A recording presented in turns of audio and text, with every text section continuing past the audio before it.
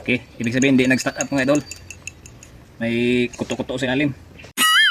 Bola natin, ito yung bagong nating nozzle. Ito yung piston. Pasok natin dyan.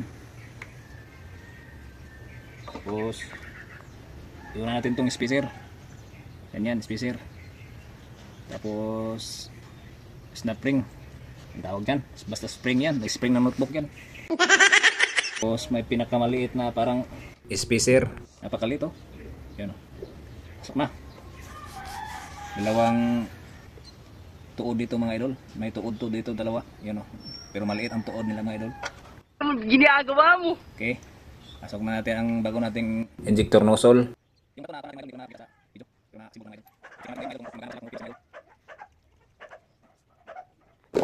Okay.